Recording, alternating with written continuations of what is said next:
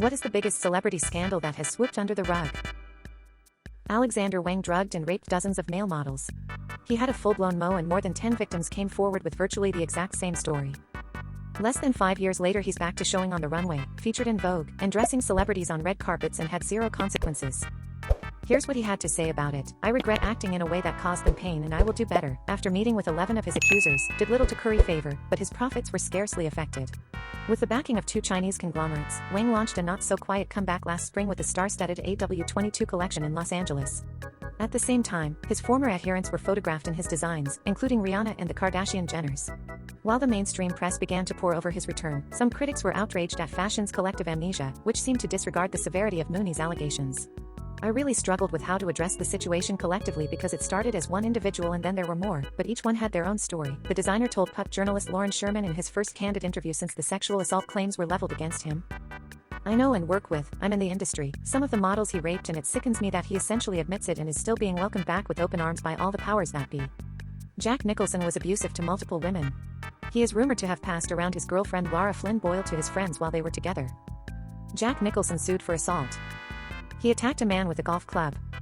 Also, Don Henley having a 16-year-old prostitute overdose at his house.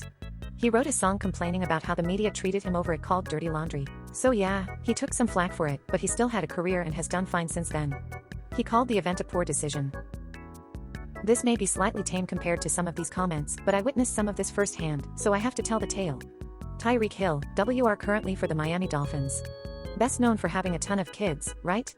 I knew him before he became a father. We were in college together and he was dating one of my sorority sisters. I was not a huge fan of her because she was pretty obnoxious, but I still cared about her. She came knocking on our sorority house door around 11 p.m. bawling her eyes out. Come to find out, she told him that she was pregnant, and he started beating the crap out of her. The cops were called and he was kicked out of our D1 college. So he moved on to a D2 college where he was drafted by the KC Chiefs. I will always hate the Chiefs because apparently they like to draft women beaters.